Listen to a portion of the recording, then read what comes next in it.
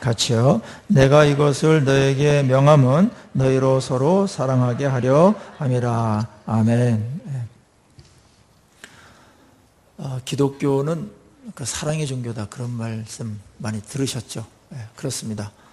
하나님이 사랑이시기 때문에 그렇습니다. 그리고 성경은 하나님이 인간을 사랑하신 사랑의 이야기입니다. 그래서 어떤 성경 연구가들은 성경을 연애 편지에 그렇게 비유해서 설명하고는 합니다.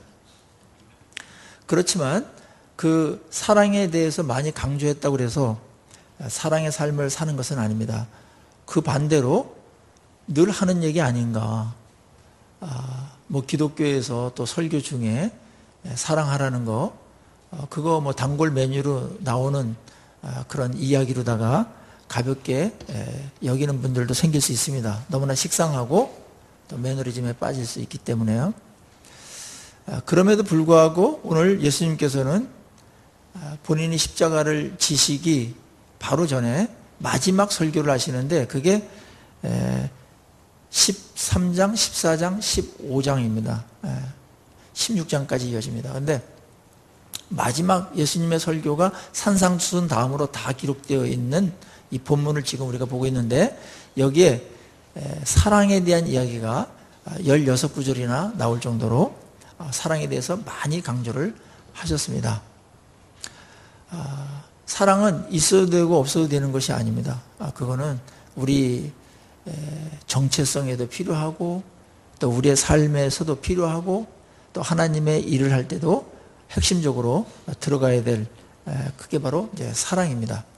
실제로 우리가 따지고 보더라도 많은 사람들의 고통이 있지 않습니까? 이 세상 살면서. 근데 고통이 어디서부터 온다고 생각합니까? 많은 고통.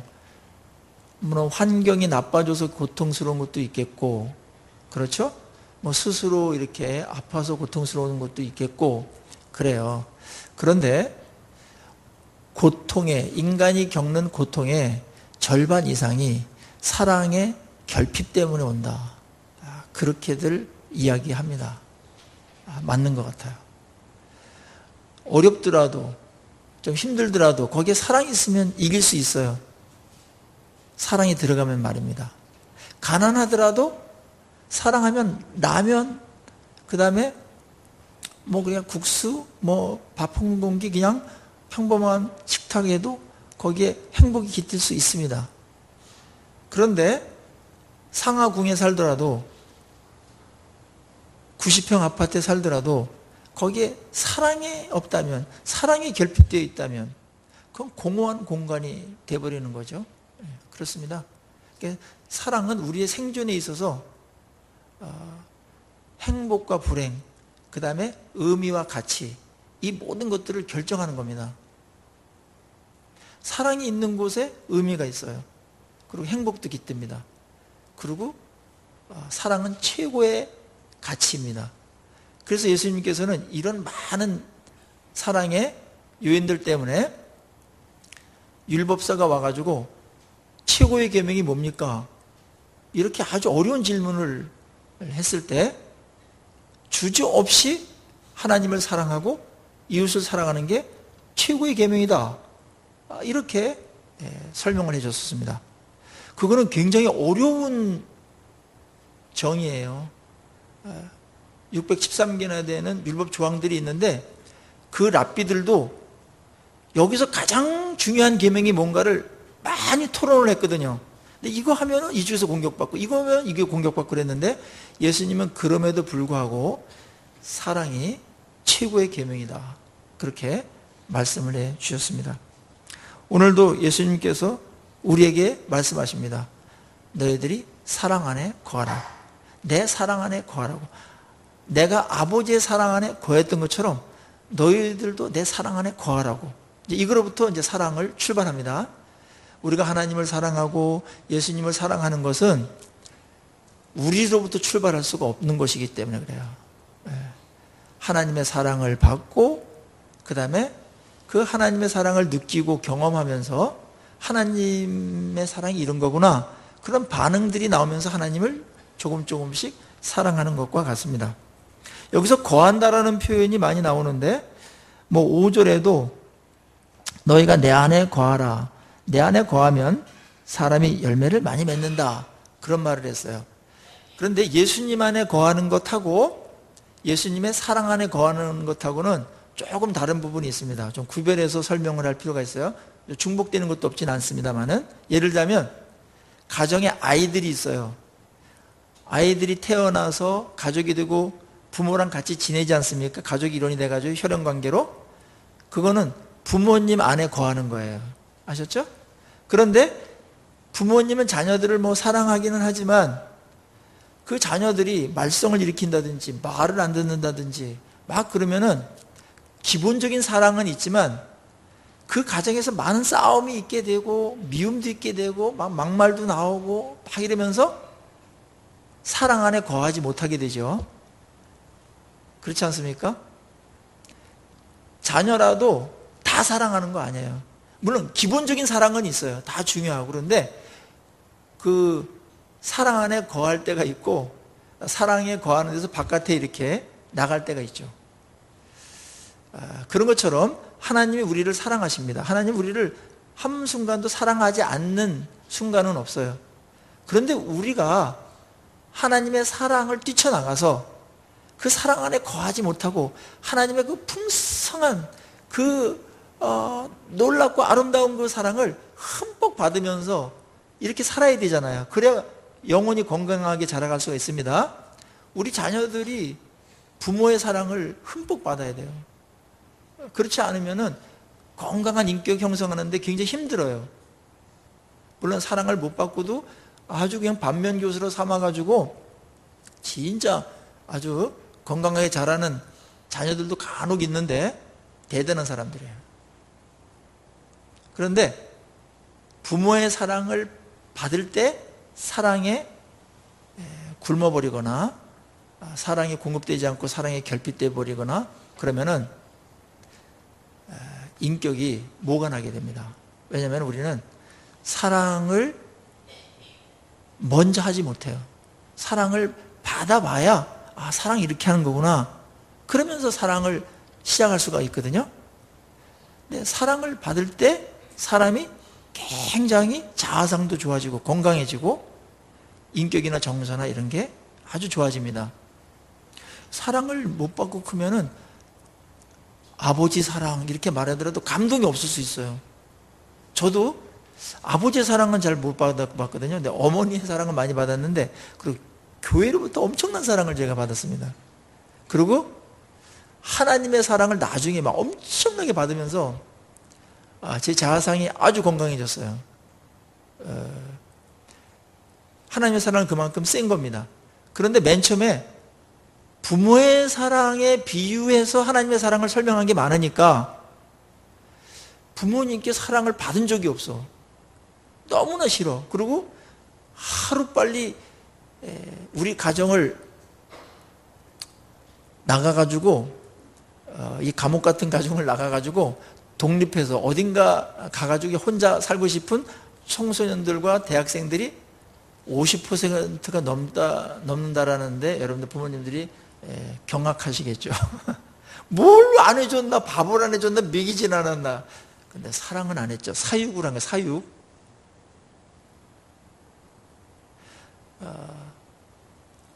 사랑하는데 많은 분들이 서투릅니다. 그래서 우리는 오늘 주님의 사랑을 더 많이 받고 사랑이 이런 거구나 그렇게 알아가면서 사랑은 이렇게 하는 거네 이렇게 이제 우리 사랑 배워가는 겁니다. 그리고 하나님은 우리를 언제나 사랑 안에 부모처럼 포기하지 않기 때문에 그 사랑을 좀 더 많이 경험하고 많이 누리기를 바랍니다. 사랑 안에 거하는 게 이게 엄청나게 중요한 것이고 가장 안전한 곳이에요. 거기가 가장 행복한 곳이기도 합니다. 가장 의미 있는 그러한 시간이기도 합니다. 아무리 좋은 게 있더라도 거기에 사랑이 빠져버리면 울리는 꽹과리가 되고 무가치해져요. 참 희한해요. 혈연관계에도 사랑이 빠지면 아무것도 아니에요. 섭섭한 것만 남아요. 원망만 남을 수 있거든요. 사랑은 그러니까 관계에 있어서도 그렇고 어떤 일을 하는 데 있어서도 그렇고 사랑이 있냐 없냐에 따라서 의미 있고 가치가 있느냐 아니면 아무 쓸모가 없느냐 그게 결정돼 버리는 거예요. 사랑이 최고의 가치이기 때문에 그렇습니다. 사랑의 유무, 가정과 교회도 마찬가지입니다. 그래서 주님께서 너희들 내 사랑 안에 거하라. 그리고 나중에 너희들 서로 사랑해라. 이 말을 한 것은 너희로 하여금 서로 사랑하게 하려 함이라. 그렇게 오늘 결론을 맺는데요. 하나님의 사랑 안에 많이 거해서 하나님 사랑이 이런 거구나. 그럴 때 우리도 서로 사랑하는 그런 자리까지 간다라는 겁니다. 우리는 사랑에 있어서도 엄청나게 무능합니다. 여러분들 살아오시면서 지금까지 일관되게 사랑하는 사람 몇 명입니까? 우리 그 정도의 사람을 사랑하고 있습니다. 그리고 언제 변할지도 모릅니다. 그래서 우리 사랑을 배워가야 돼요. 그거는 주님의 사랑을 경험해야 됩니다. 사랑 안에 거하라. 그럼 사랑 안에 어떻게 거할 수 있습니까? 그게 12절에 나와 있죠. 내 계명은 다시요. 10절에 나와 있습니다. 내가 아버지의 계명을 지켜 그의 사랑 안에 거하는 것 같이 너희도 내 계명을 지키면 내 사랑 안에 거하리라 그랬습니다. 그러니까 사랑 안에 거하는 것은 하나님의 계명을 지킬 때 그렇게 된다는 거예요. 이게 인격이기 때문에 그렇습니다. 우리 자녀들도 말 잘 들을 때 이쁘지 말 안 들을 때는 미워요. 여러분들은 어떻습니까? 여러분들이야 뭐 그럴 때도 이쁘시겠죠. 저는 성화가 덜 돼서 그런지 미워요. 얄미워요. 예. 물론 기본적인 사랑은 있어요. 포기할 수 없는 사랑은 있어요. 그죠? 그 순간만큼은 사랑의 태도가 안 나와요. 나도. 근데 말을 잘 들을 때 부모의 말을 잘 따라줄 때 옳은 거 이런 것들 잘 따라줄 때 그때는 너무너무 사랑스럽죠. 아마 학생을 둔 부모님들은 늘 싸울 거예요.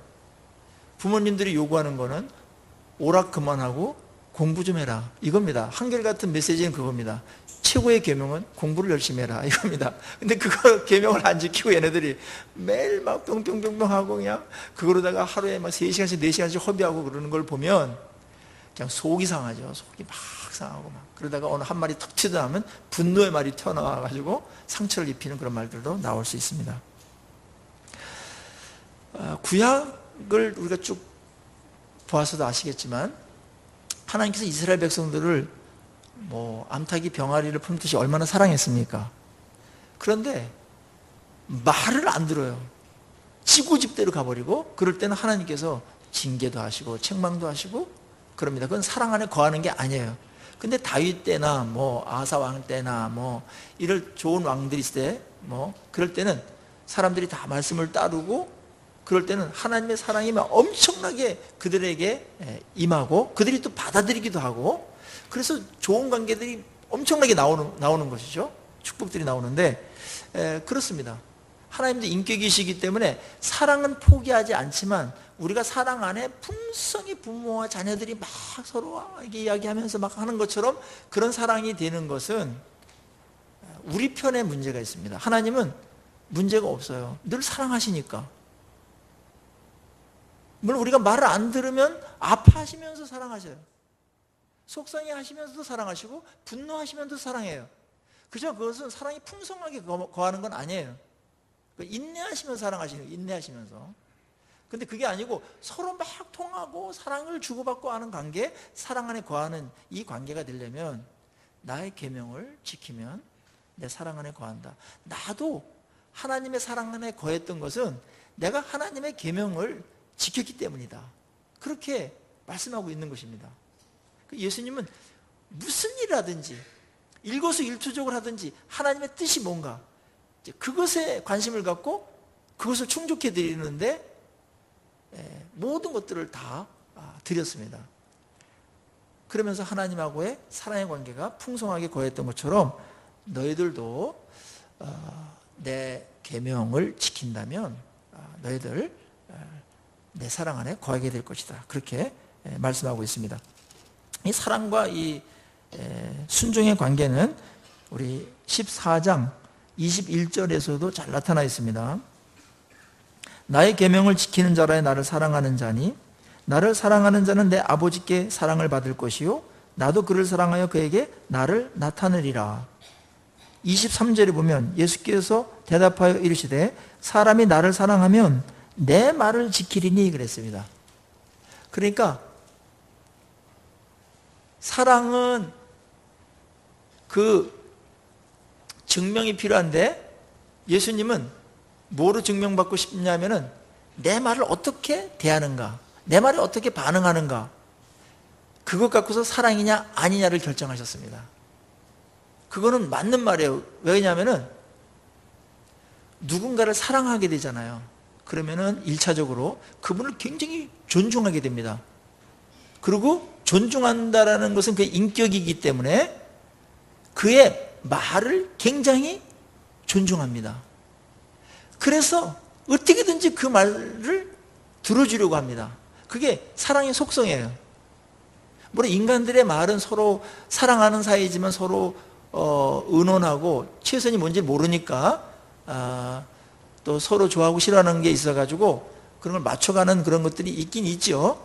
그럼에도 불구하고 마음의 태도는 사랑하는 사람의 말은 귀담아 듣습니다. 지나가는 말도 마음에 둡니다. 그래야 되겠다. 만약에 자녀가 멀리서부터 왔는데 김치 생제리기 먹고 싶다 그렇게 지나가는 말 했다면 부모님은 언젠가 그거를 만들어줘야지 하면서 마음에 그거를 갖고 있어요. 그걸 만들어줘야지 얘를. 그게 사랑이에요. 그리고 어떤 거를 말했을 때 정당하다면 어떻게든지 들어주려고 합니다. 그런 것처럼 우리가 하나님을 사랑할 때 하나님의 말씀에 대해서 어떻게 하면 이걸 지킬까? 어떻게 이걸 지켜드릴까? 이런 생각이 들게 되는 것이고 주님은 그 사랑을 말씀을 지키려는 그러한 자세 그걸 통해 가지고 나를 사랑한다 얼만큼 사랑한다 또 사랑 안 한다 그거를 결정하겠다라는 거예요. 거기에 14장 24절에서는 좀 더 나가서 이렇게 말해요. 나를 사랑하지 아니하는 자는 뭐라고 그랬어요? 내 말을 지키지 아니하나니 너희가 듣는 말은 내 말이 아니요 나를 보내신 아버지의 말씀이니라. 그러니까는 나를 사랑하지 않으면 말도 안 듣는다 그 말이에요.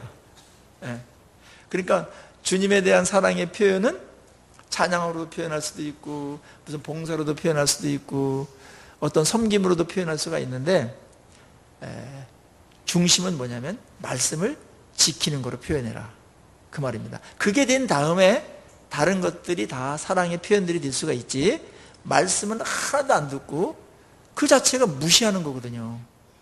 인격적으로 누가 말했는데 그 말을 들은 채만 채 한다든지 들었는데 전혀 기억도 안 해준다든지 그런 거는 그 인격을 존중하는 게 아니잖아요. 그건 사랑이 아닙니다. 그런 면에서 사랑과 말씀 지키는 것이 이렇게 연결되고 있습니다. 그러니까 우리 청년들도 이렇게 생각하시면 돼요. 이 사람이 진짜 나를 사랑하나? 하도 뭐 연기도 잘하고 그러니까 몰라요. 근데 내가 말을 할 때 귀담아 들어주는가? 내 말을 경청해 주는가? 존중해 주는가? 잘 경청해서 듣는다면 적어도 그 사람은 여러분들을 존중하는 것이고 사랑하는 겁니다. 그런데 말할 때 지 말만 하고 내가 말할 때는 TV나 보고 뭐 이렇게 먼 산 보면서 뭐야 또 뭐 이렇게 하면서 건성으로 듣고 이러면은 사랑이 아니에요. 그거는 속지 마세요. 사랑은 그렇게 반응할 수가 없습니다. 우리 할아버지 할머니들이 그 말도 안 되는 말을 하는 그 손자 녀석한테 말을 딱 얼마나 귀담아 들으려고 애를 쓰니까 할아버지 이렇게 말도 바른다 했는데 할아버지라고 그랬다고 막 이러면서 좋아하고 그러면서 그걸 귀담아 들으려고 애를 쓰는지 모릅니다. 사랑입니다. 그거는 사랑할 때 나타나는 너무 자연스럽고 필수적인 행동이거든요. 주님도 그걸 원하시는 거예요. 그러니까 주님이 우리의 사랑을 느낄 때가 언제겠어요? 말씀을 잘 들을 때입니다. 내 말을 얘네들이 이렇게 잘 듣네, 나를 이렇게 존중하고 이렇게 날 사랑해, 그렇게 느끼시는 것이고, 말씀을 하나도 안 듣고 그냥 들어도 그냥 그때뿐이고 막 그러면은 언제 철이 나겠나 이러면서 아파하는 마음으로다가 이제 우리를 대하시겠죠. 오늘 그래서 하나님하고 말씀 안에서 순종하게 될 때 어떤 일이 벌어지냐면 하나님의 사랑이 막 나한테 느껴지고 퍼부어지고, 그 다음에 막 한량없는 하나님의 그 사랑과 은혜를 받고, 나도 하나님께 막 사랑을 이렇게 고백하고 또 사랑을 또 이렇게 표현하고 이런 관계가 된다는 거죠. 이게 인간관계에 있어서, 인격적인 관계에 있어서 최상의 관계입니다. 여기서 기쁨도 나오고 행복도 나오고 의미도 나오고 삶의 어떤 만족도, 뭐 삶의 어떤 그런 질도 굉장히 여기서 좋아지는 거거든요. 그리고 그 안에서 사랑을 주고받으면서 어떤 일이 벌어지냐면 우리가 그 사랑에 녹아서 사랑을 배워요. 이게 성숙입니다. 사랑이 자라는 게 성숙입니다. 그래서 오늘 계명에 대해서 예수님께서 설명하시는데 뭐라고 그랬어요? 나의 계명은 뭐라고 그랬어요? 나의 계명은 너희들이 서로 사랑하는 것이다, 그렇게 말씀하고 있지 않습니까? 굉장히 이거 놀라운 해석이에요. 많은 말씀들이 있는데 최고의 계명인 이 사랑하는 게 우리가 말씀대로 순종한다, 말씀대로 산다, 말씀을 지킨다, 이런 내용에 거의 답니다.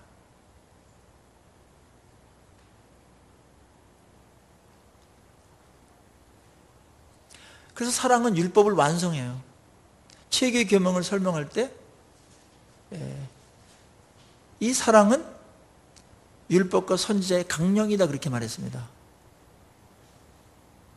그러니까 십계명도 한쪽 판에는 하나님 사랑이고 또 다른 한쪽 판에는 인간 사랑입니다.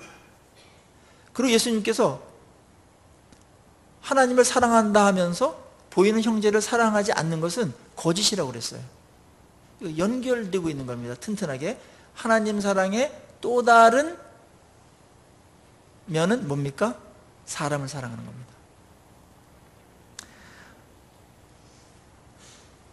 이렇게 사랑이 될 때 우리에게 얼마나 놀라운 일이 벌어지는지 한 가지를 예를 들고 있는데, 11절에 내가 이것을 너희에게 이름은 내 기쁨이 너희 안에 있어 너희 기쁨을 충만하게 하려 함이라. 그래서 기쁨에 대한 언급이 나와요.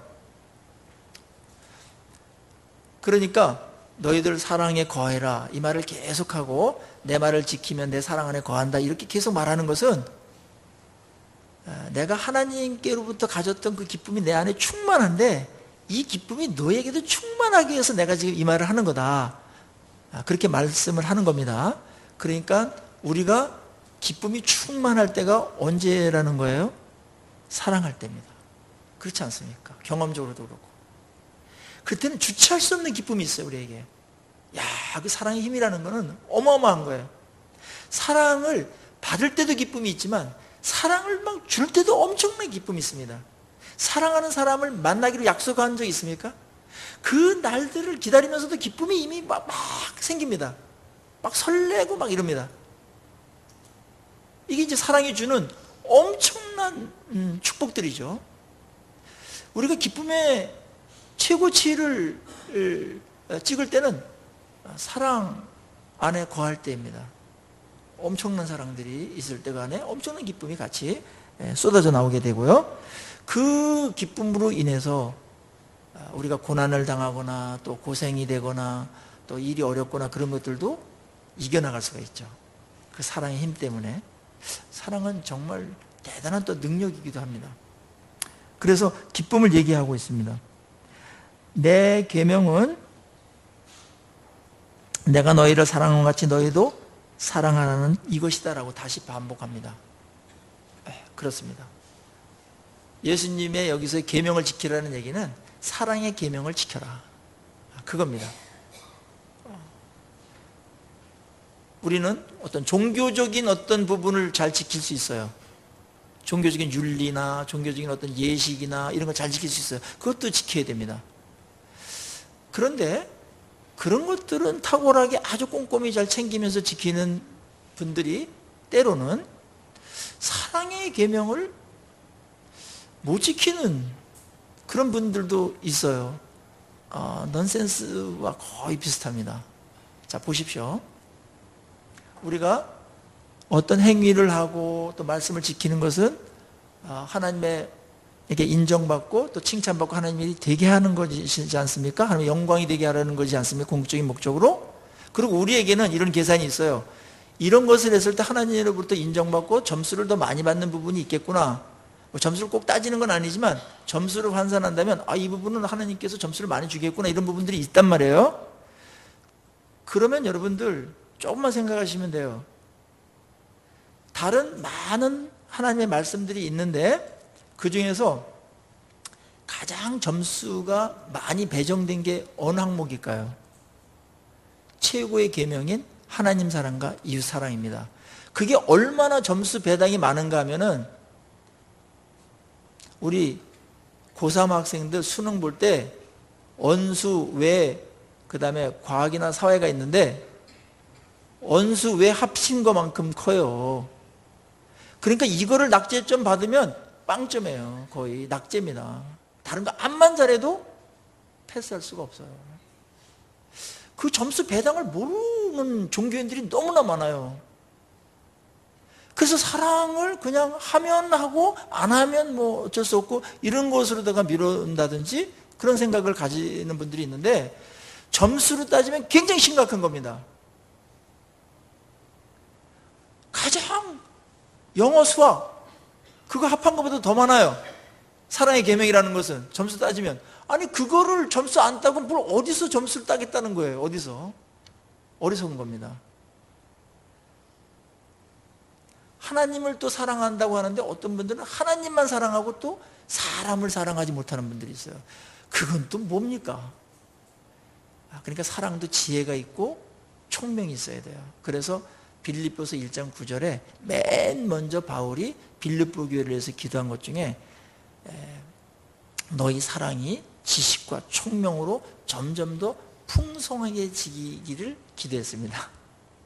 사랑에는 지식과 총명이 필요합니다. 의외로 무턱대고 사랑하는 걸 오래 못 가요. 오늘 그 지식 가운데 하나는 이겁니다. 하나님이 인간을 사랑하잖아요. 그렇기 때문에 하나님을 사랑하는 것은 그분이 사랑하는 인간도 사랑해야만 사랑하는 거예요. 하나님만 사랑하는 사람은 그 연결을 못 시키고 있는 아주 그 무식한 사랑을 하고 있는 겁니다.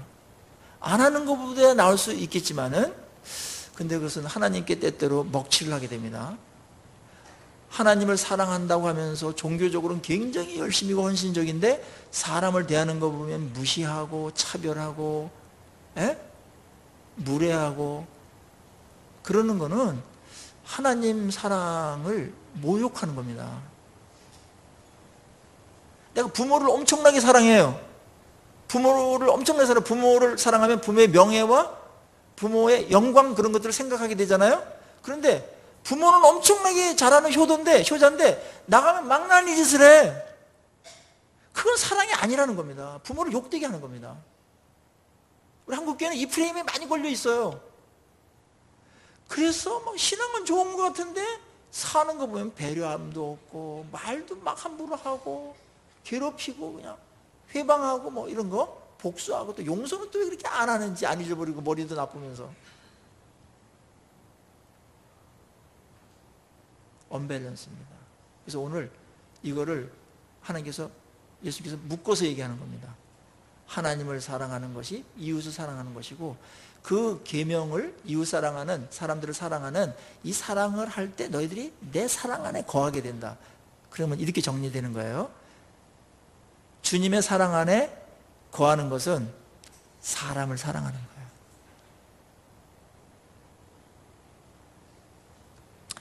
여러분, 사람을 사랑하는 게 이렇게 귀한 줄 아셨나요? 오늘 마지막 절은 이렇게 말해요.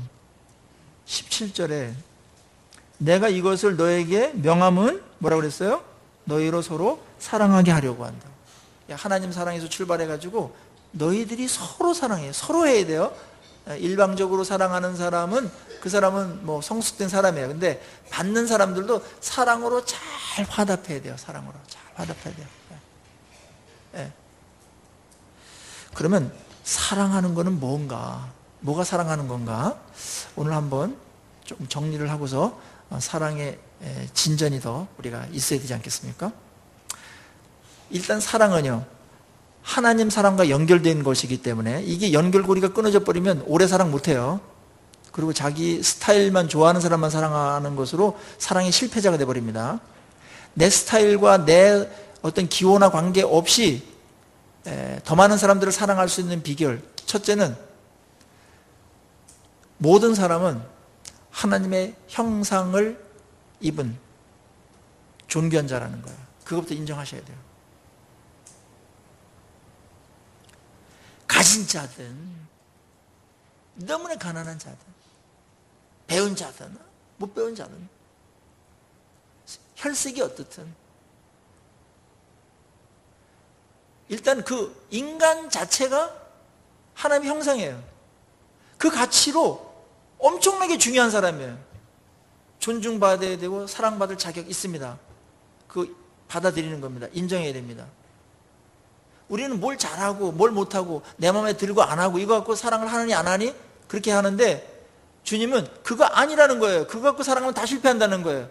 원수까지도 사랑하라고 하는 판에 가까이 있는 사람을 사랑 못하는 거는 이거는 초보 중에서도 완전 초보죠. 왕초보죠.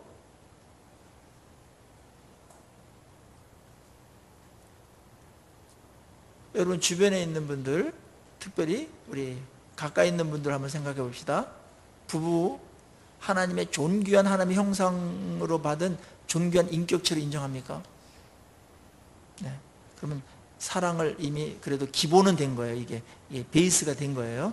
전제는 된 거예요. 이 전제가 무너져 버리면 여러분 기분 내키는 대로 사랑하다 어느 순간에 끊어버리고 그래요.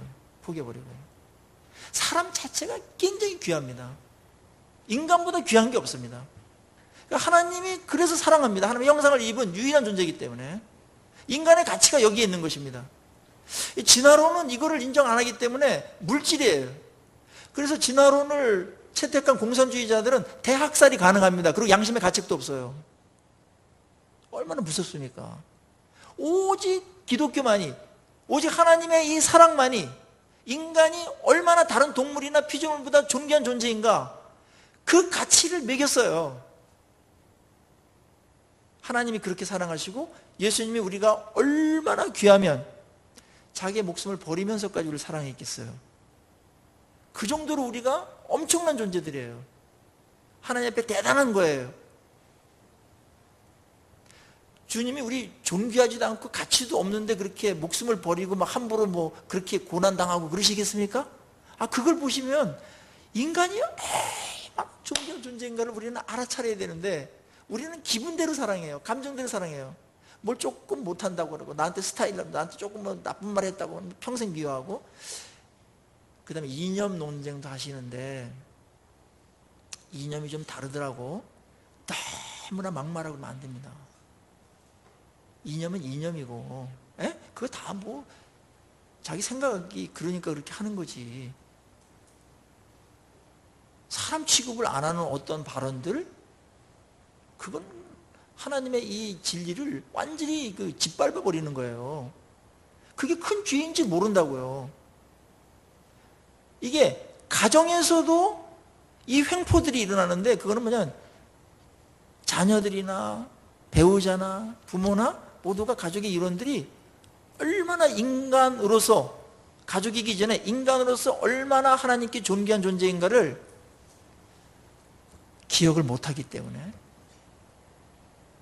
함부로 대하는 겁니다. 함부로 대하는 거, 하나님의 형상을 함부로 대하는 거는 하나님을 함부로 대하는 거예요. 하나님의 사랑을 하는 자를 함부로 대하는 거는 하나님을 함부로 대하는 거예요. 하나님은 그걸 동일시하셨어요, 늘.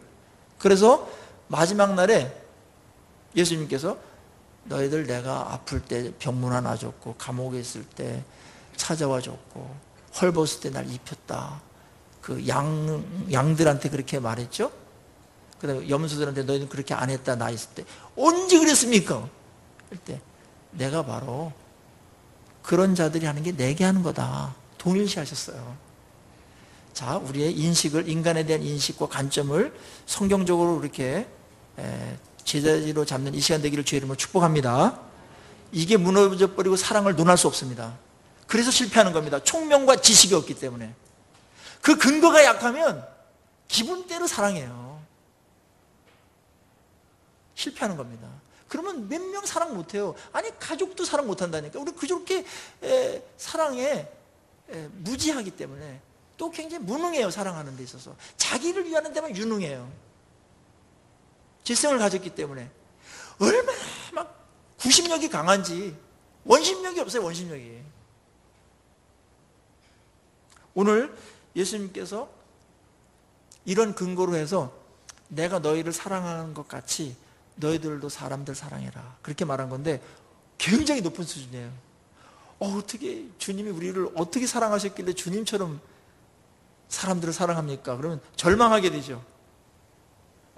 나는 진짜 못하는데, 나 좋아하는 사람도 그렇게 끈질기게 사랑 못하는데, 나한테 잘해주는 사람도 잘 못하는데 어떻게 주님이 너희들 사랑하는 것 같이 너희들도 사랑하라고 그렇게 표준을 정하셨을까? 부담되게.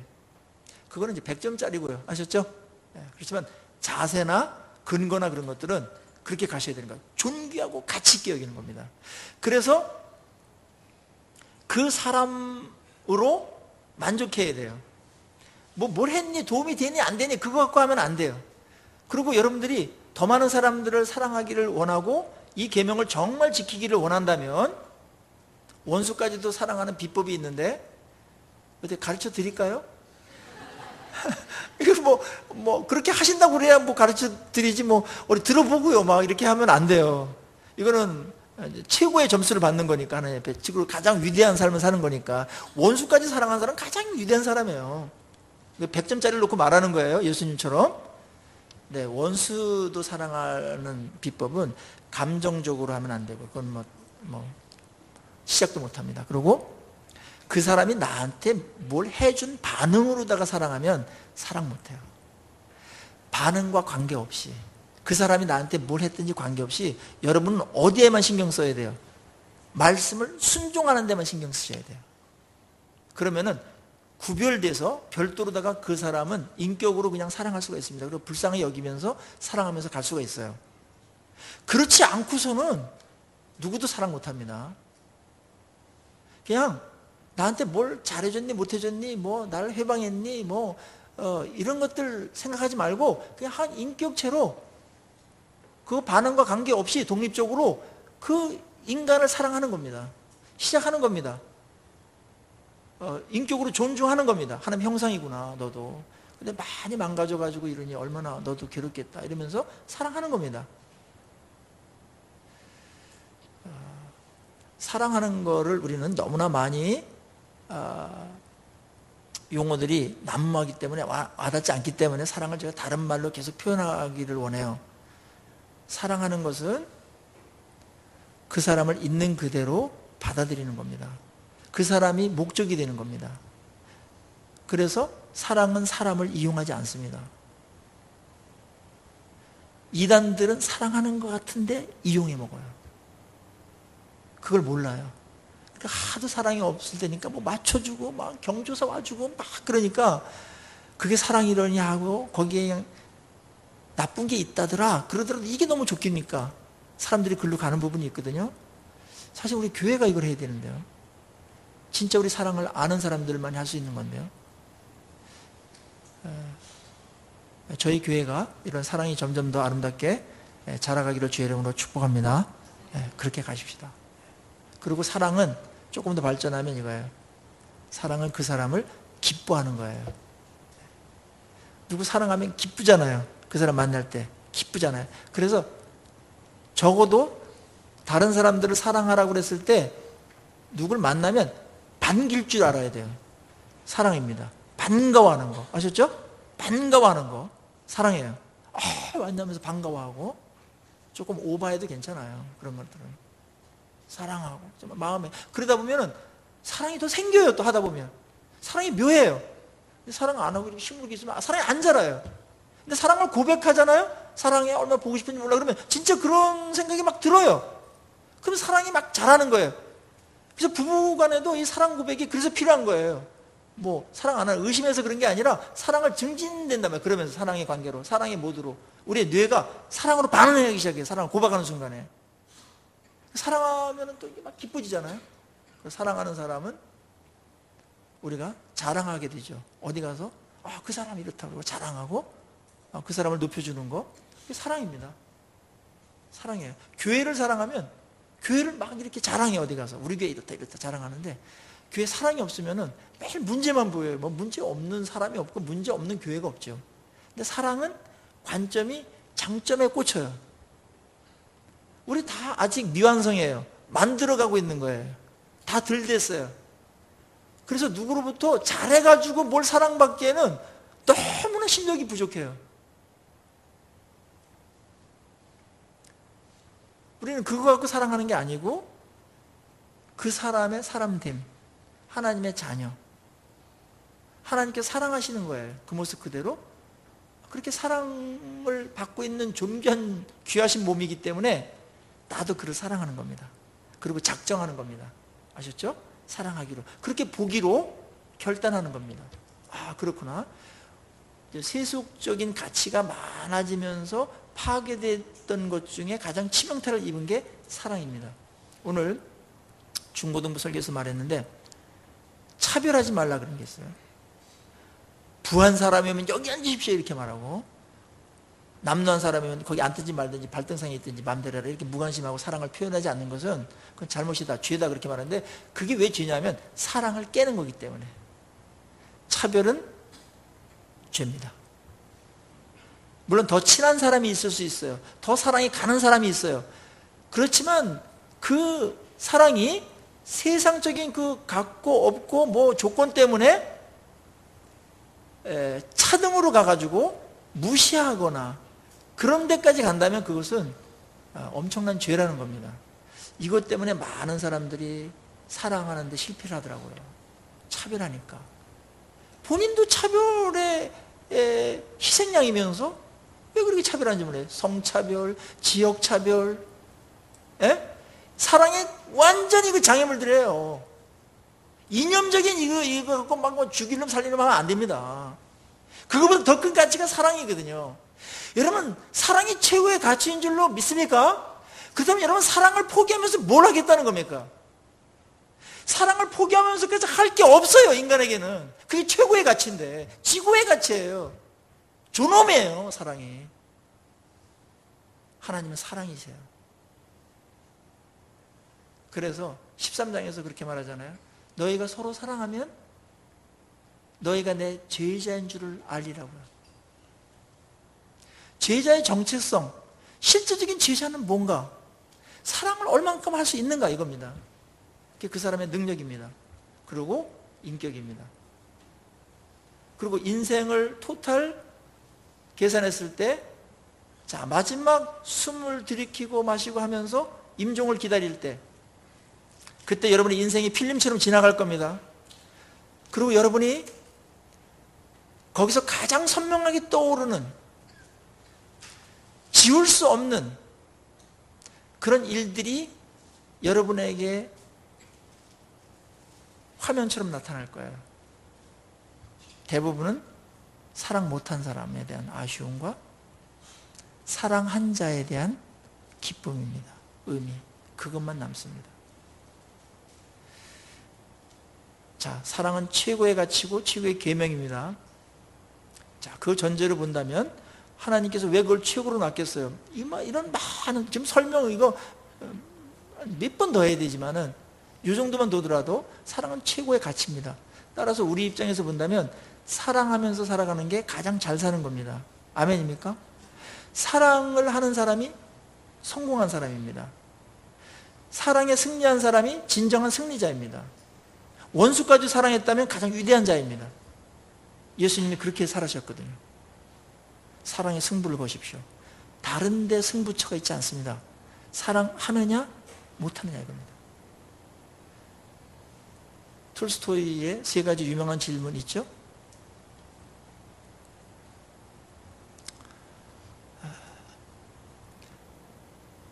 언제가 가장 중요합니까? 지금이다.